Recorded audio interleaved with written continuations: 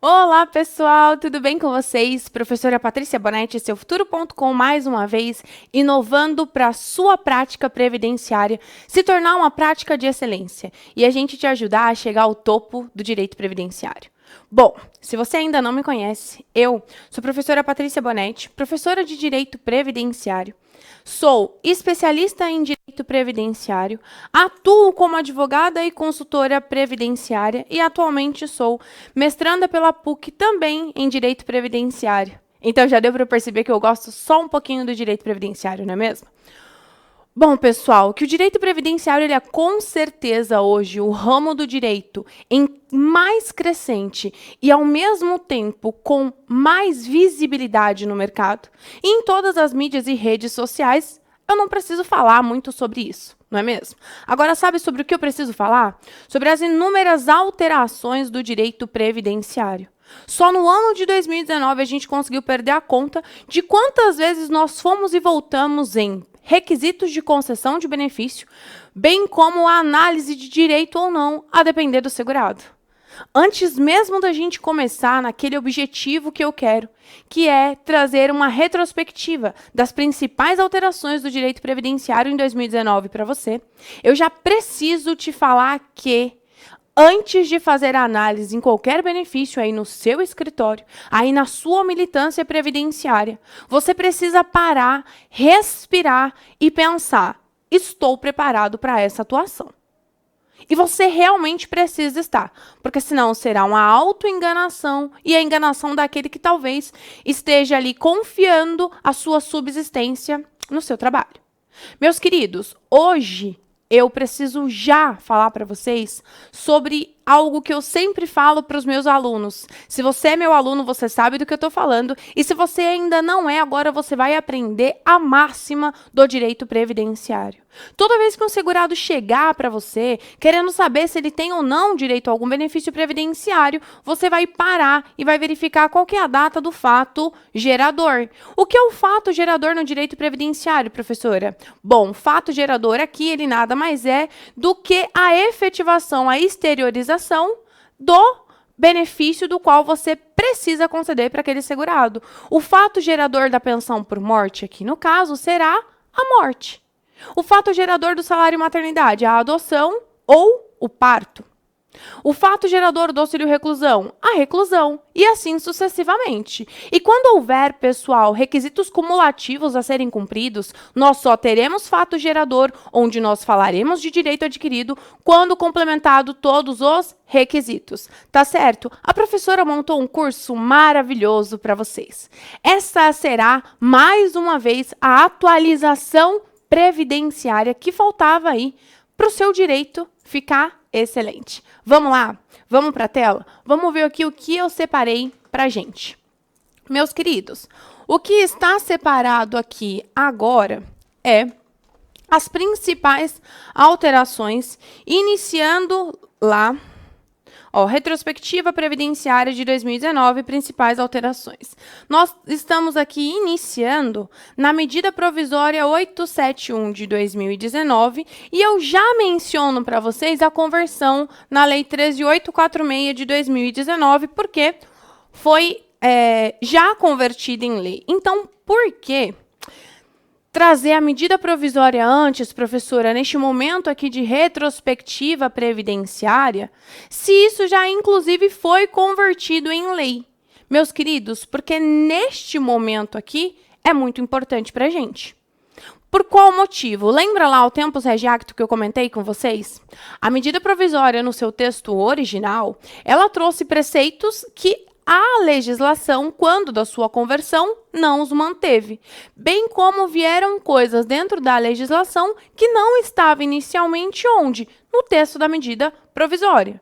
Por isso é tão importante, pessoal, vocês se atentarem, e mesmo com todos os cursos de atualização e todo o material que a gente faz de disponibilização para os seus estudos, vocês se atentarem ao texto legal, porque é ele que vai te dar um direcionamento aí de como era e de como ficou. Eu tentei, por óbvio, concatenar as principais alterações e colocar dentro desse material. Então, vamos dar uma olhadinha. Desenhando previdenciário. O que que eu fiz para vocês aqui? A gente iniciou literalmente lá no início, pessoal. Não é redundante, não. É só para dizer para vocês que eu voltei com vocês aqui há um ano atrás. E essa medida provisória ela foi editada no dia 18/1/2019. Exatamente hoje, faz um ano que essa medida provisória ela foi editada. E aí ela passou por todas as tramitações que fariam de necessidade para sua devida aprovação. Vieram alterações no texto da medida provisória ainda enquanto ela estava sendo votada, se seria ou não convertida em lei, e o texto foi finalmente aprovado em 6/6/2019 e publicado no dia 18/6/2019. Então, o texto que a gente tem da Lei 13.846 de 2019, ele só foi publicado e passou a valer a partir do dia 18/6/2019. Então, aqui, essa linha do tempo previdenciária, qual que é que a gente tem que se atentar aqui, meus queridos? É exatamente essa que eu vou desenhar aqui, onde eu trouxe as principais alterações trazidas pela medida provisória 871 de 2019. Então, vamos lá. Quais são as principais alterações que nós tivemos aqui, Patrícia? Qual é essa linha do tempo que você quer desenhar aqui desde já? Bom, a linha do tempo que eu quero desenhar é 17/1/2019. Aqui, pessoal, existe uma legislação vigente. A gente corta e faz a análise de 18/1/2019 e corta novamente e faz a análise agora de 18/6/2019. Por quê? Porque aqui, pessoal, não existia medida provisória. Aqui não tem. Então, se o seu fato gerador aconteceu daqui para trás, nada disso que a gente vai falar aqui vai se aplicar no seu caso concreto. Se nós estivermos falando em 18/1/2019, a gente tem que lembrar que aqui já está o corpo total vigente da medida provisória 871. E aqui, meus queridos, aqui a gente já tem a conversão da 13.846 de 2019. Patrícia, é importante isso por qual motivo? Fato, gerador, tempus, rege acto. O tempo rege acto nada mais é do que a lei aplicável ao caso na data do fato gerador, pessoal. Não importa que esse segurado te procure agora, em 18/1/2020, inclusive. Se este segurado, o fato gerador dele aconteceu antes de 17/1, não se aplica nenhuma alteração que veio de lá para cá. Se aconteceu entre 18/1 a 17/6, vai se aplicar tudo aquilo que estava vigente dentro da medida provisória 871.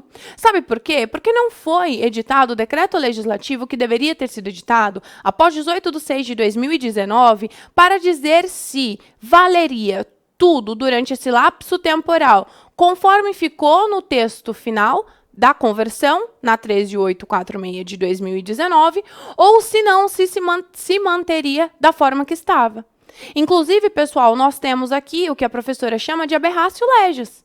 Por qual motivo? Porque a gente tem direito sendo garantido de forma idêntica até 17/1/2019 e posterior a 18/6/2019, mas durante este lapso entre 1 e 6 do ano de 2019, a gente tem uma aberratio legis onde exige talvez muito mais requisitos daquele segurado para alcançar o mesmo benefício. Mas, infelizmente, a gente tem aqui esse lapso temporal que eu chamo de impeditivo de direitos sociais. Vamos lá, então, para as principais alterações aqui neste nosso encontro. A medida provisória, então, ela foi apresentada como combate à fraude. Muitos de vocês devem ter ouvido falar e lido. Se você é do direito previdenciário, você com certeza aqui fez um estudo sobre isso. Porém, ela traz várias alterações, inclusão e exclusão de direito, relacionada ao benefício previdenciário em outros ramos. Outros ramos, Patrícia? Sim. Outros ramos. Eu trouxe para vocês aqui primeiro lá quais foram todas as fundamentações que foram utilizadas para que essa medida provisória passasse a valer. Expliquei para vocês um pouquinho, desde o ano passado, desde 18/1/2019, o que era uma medida provisória, a questão da durabilidade, da possibilidade de prorrogação, da relevância e da urgência. Coloquei aqui, pessoal, as principais coisas que houveram de alteração desde a medida provisória. Então, ela instituiu programas especiais para análise de benefício com índice de regularidade, programa de revisão de benefício por incapacidade, bônus de desempenho institucional por análise de benefício com indício de regularidade do monitoramento operacional de benefícios, bônus de desempenho institucional por perícia médica em benefício por incapacidade. Ela inclui o auxílio reclusão no rol de benefícios que depende de carência. Lembra a carência? Aquele tempo de contribuição mínima que você precisa verter para o sistema previdenciário antes de gozar de um benefício? Onde eles estão mesmo, Patrícia? Artigo 24, 25 e 26 da Lei 8.213 de 91. Ele alterou prazo para recuperar a carência durante o lapso temporal da vigência da medida provisória. Era o quê, pessoal? O período total. Ele instituiu a inclusão de inscrição endividativa para os fins do disposto do artigo 3º, em conjunto e separadamente o terceiro beneficiário que sabia ou deveria saber. Aqui, graças a Deus, e está no material de vocês até para tranquilizar, eu acho que dentro de tudo, diretamente para o advogado foi o que mais preocupou. Durante esse lapso temporal de vigência de medida provisória, nós tivemos, inclusive, a possibilidade da inscrição endividativa, não só daquele que se beneficiou diretamente do benefício, mas daquele terceiro que sabia ou devia saber. Eu digo para os meus alunos que esse deveria saber é quase que como se eles tivessem colocado vírgula, ou o advogado. Porque nós temos, pessoal, a responsabilidade quando nós atuamos num processo, seja ele administrativo ou judicial. Só que nós não temos a técnica, muitas vezes, de conseguir discernir se certo documento ele é ou não fidedigno. Por óbvio, se uma carteira de trabalho ela vier toda jogada água, você vai conseguir verificar que tem uma rasura nítida. Mas e se ela não tiver? E ela for uma carteira, como se chama aí popularmente, fria, com dados que são falsos? Bom, aí a gente teria um problema neste caso. E, Patrícia, isso não aconteceu? Pessoal, não aconteceu diretamente, mas, ou melhor, não aconteceu diretamente e não teve essa responsabilização para o terceiro. Não desta forma, não com a inscrição endividativa. Mas se achar um indício de irregularidade em qualquer processo que seja por aí, você pode responder? Pode. Você só não vai ser, pessoal, inscrito endividativa. Mas muito cuidado com os processos que vocês estão montando. Muito cuidado com a instrução do documento. Façam termos de responsabilização de absolutamente tudo. Façam termos declaratórios de que a documentação e as informações prestadas, elas são de responsabilidade do segurado. Isso não vai te isentar de forma total, mas te auxiliará, pelo menos, em uma possível defesa num processo aí disciplinar. Vamos lá? Vamos lá? Ela ainda ensejou a revisão de todos os benefícios previdenciários com indício de regularidade, acrescentado no rol de revisão de benefícios, também os assistenciais, os trabalhistas e os tributários. Alterou o prazo para o período superior a 6 meses do pente fino nos benefícios por incapacidade mantido sem perícia. Antes nós tínhamos o famoso BILD, vocês se lembram? O benefício por incapacidade de longa duração, só esses eram revistos? Pois é. Depois, a medida provisória, não mais. Prescrição de 180 dias no requerimento de benefício para os maiores de 16. E isso, infelizmente, manteve. A inclusão e inscrição endividativa, não manteve.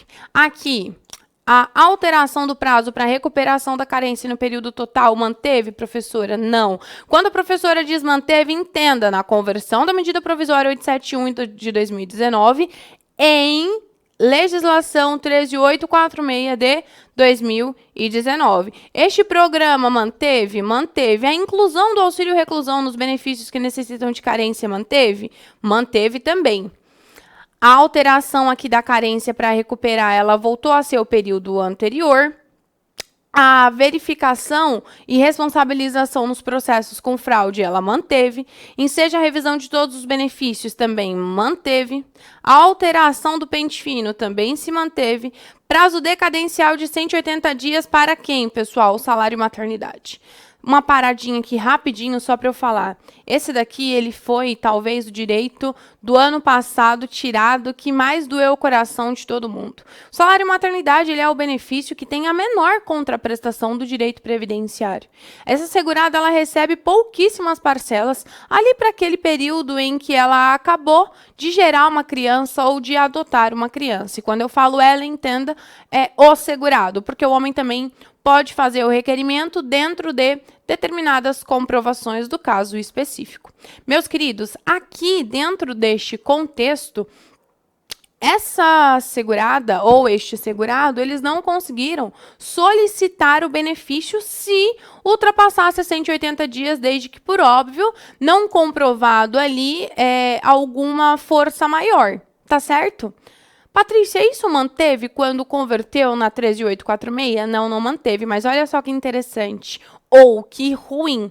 Todos os partos e adoções ocorridas dentro deste período, daquela linha do tempo que nós já desenhamos, se você não lembra, volta lá e dá uma olhadinha.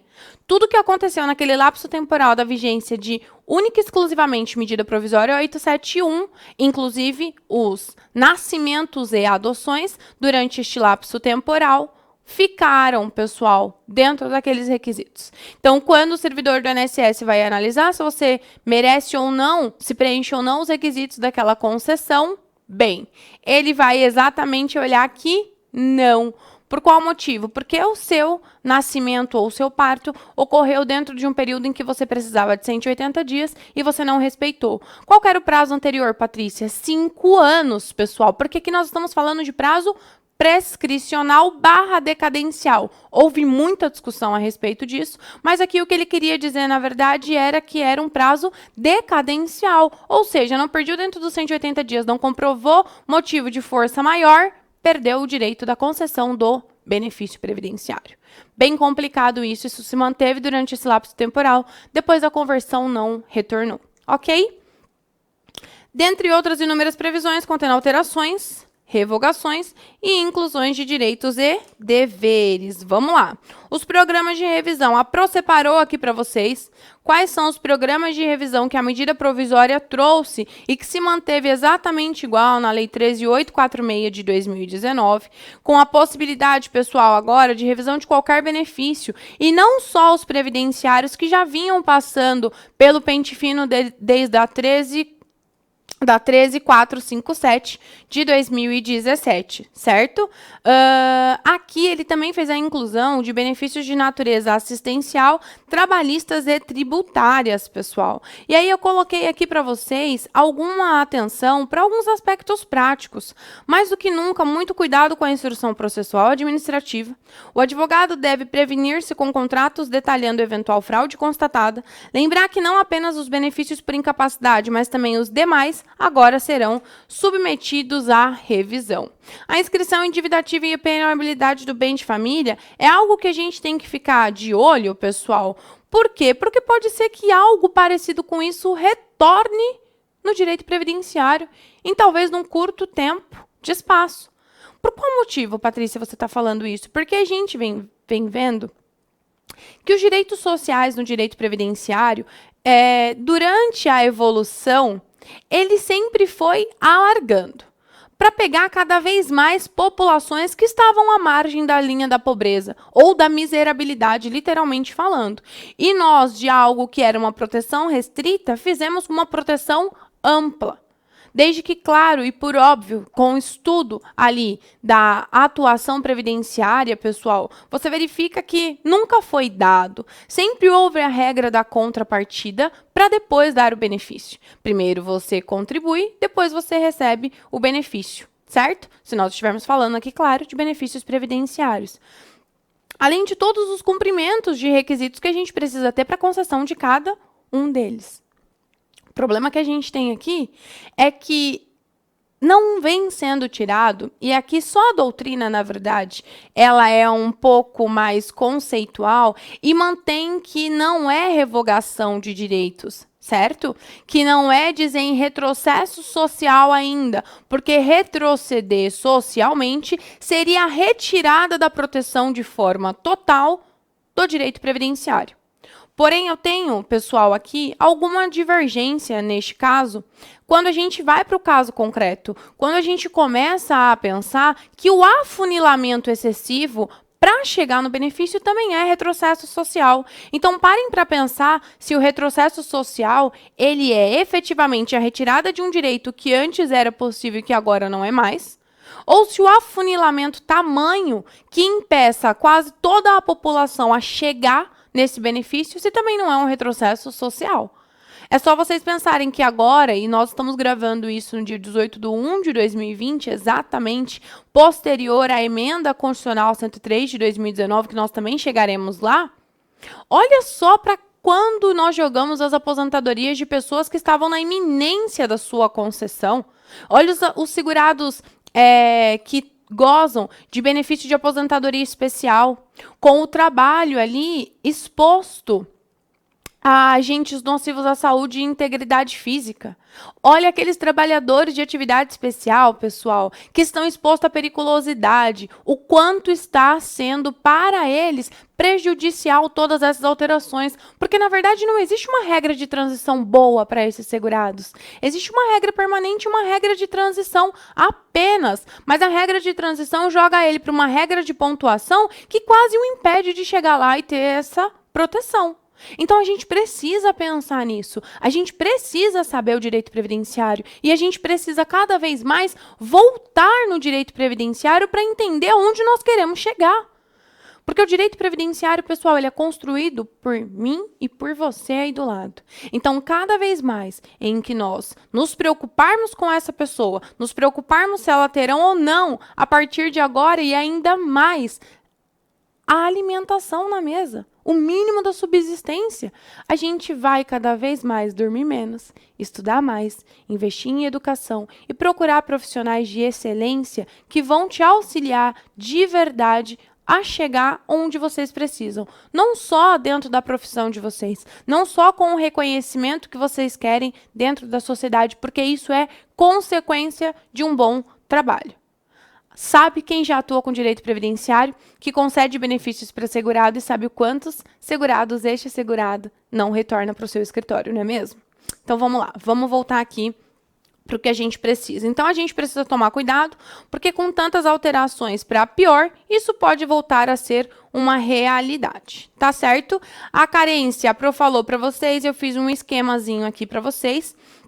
Dentro do período da medida provisória 871 de 2019, a gente teve lá a manutenção da carência do período total. A carência ela teve a inclusão do auxílio reclusão e posterior ficou a inclusão do auxílio reclusão, porém a recuperação da carência voltou a ser como era antes, de metade das contribuições. Tá certo? A recuperação da carência está lá no 27A, a Pro colocou aqui para vocês. Rol dos benefícios que necessitam de carência, tivemos a alteração com a inclusão aqui do auxílio reclusão, com o período que eu já tenho conversado com vocês há muito tempo, imaginem só, pessoal, o auxílio reclusão ele não necessitava de carência. Inclui ele no rol de benefícios que necessita de carência e fala, olha, agora você tem que ter pago 24 meses antes da tua reclusão para guarnecer não você, segurado, que vai estar recluso. Não você, segurado, que cometeu algum tipo de ato criminoso para poder ir lá ser punido, mas os seus dependentes, que pode ser, inclusive, pessoal único e tão somente uma criança, que vai ficar totalmente desamparada. E se esse segurado aqui ele não tivesse, no mínimo, esses 24 meses de tempo de contribuição, ou melhor, 24 meses de carência, porque é outra coisa que a gente precisa mais do que nunca saber diferenciar. A qualidade de segurado, a carência, tempo de contribuição. Por quê? Porque a emenda constitucional 103 de 2019, a reforma previdenciária, ela vem alterando alguns requisitos. E mais do que nunca a gente precisa saber qual que é a diferença correta, técnica, de cada um destes institutos previdenciários. Sabe por quê? Senão nunca mais nenhum segurado a gente consegue aposentar com brechas. Bora lá. O rol de benefícios que não exigem carência, então, eles também foram atualizados, que é o 26 da 8.213 de 91, Coloquei aqui como era e como ficou a carência para vocês. Salário maternidade. Pessoal, aquilo lá que nós conversamos, até deixei aqui uma observação da época para a gente pensar se era um prazo decadencial ou prescricional de direito. Isso daqui, lembrando novamente, foi revogado, tá certo? Só valeu durante o período do tempus regi acto. Pensão por morte. Pessoal, pensão por morte é o benefício que, de alguma forma, entrou na mira do ano passado. Eles estavam na mira só benefícios previdenciários por incapacidade. Mas aí eu senti que pensão por morte começou a ter algumas dificuldades a mais. Em 2015, voltando ainda mais do que o nosso estudo aqui, foi instituída idade mínima para o dependente, cônjuge ou companheira para a durabilidade deste benefício. Posterior a isso, aí em 2019, nós tivemos aqui já diversas alterações. Quais foram elas, pessoal? Nós tivemos a alteração quanto à data do requerimento do benefício, que foi talvez a que mais nós acreditávamos que não seria convertido, aí sim foi, ok? Nada do que nós vamos falar aqui de medida provisória 871 de 2019 alterou quando da conversão da 13846 de 2019. Então, a gente tem aqui a pensão por morte, ela já começou a exigir um prazo, aqui sim, prescricional, faltou a palavra, prescricional para requerimento do benefício. De qual é o período, Patrícia? Bom, a gente já tinha esse período de 90 dias aqui, pessoal, para o óbito para os demais dependentes, ou seja, faleceu, da data do falecimento, qualquer dependente, exceto lá os menores de 16 anos, eles teriam o direito de fazer o requerimento do benefício apenas dentro do prazo de 90 dias. E aqui o que a gente tem? O prazo de 180 dias agora para os menores de 16 anos.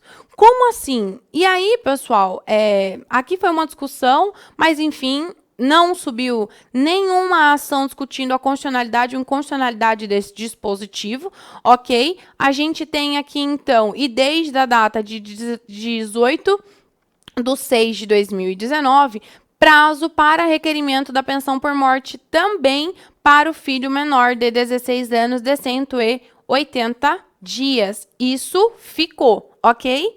Ajuizada ação judicial para reconhecimento de condição de dependente. Este poderá requerer sua habilitação provisória ao benefício de pensão por morte exclusivamente para fins de rateio do valor do benefício, vedado o pagamento da respectiva cota até o trânsito em julgado da decisão judicial. E aqui, pessoal, na verdade, eu não vi durante este 1 ano de vigência desse dispositivo nenhuma pensão por morte que houvesse efetivamente o corte do valor do benefício antes, e aí eu estou dizendo eu, Patrícia Bonetti, como advogada.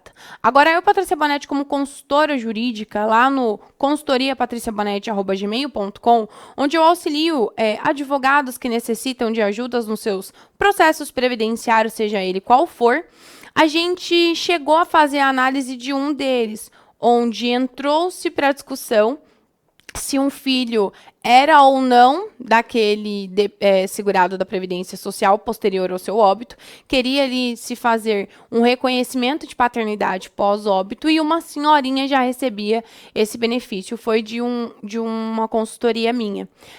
Fizeram sim para ela, porque foi bem no início da medida provisória, para ela sim fizeram um corte exatamente da cota parte daquele segurado enquanto se discutia a paternidade, e enfim, nós conseguimos entrar no judicial fazendo um mandado de segurança, dizendo a respeito da idade daquela senhora e de não tinha provas suficientes desde o processo administrativo, enfim, e que eles deveriam retornar aqui para ela ali aquela cota à parte. Pessoal, a gente conseguiu a reversão, mas foi o único caso do qual eu tive contato dessa questão, porque quando uma outra pessoa entrava para discutir sobre o direito ou não do recebimento deste benefício, aqui neste caso, Aquela pessoa que já estava recebendo tinha a cota parte daqueles que estavam discutindo, e nesse caso era só um, mas poderia ser 2, poderia ser 3, poderia ser 4. E essa pessoa ia receber quanto daquele benefício? Pensando, inclusive, se fosse um benefício de salário mínimo.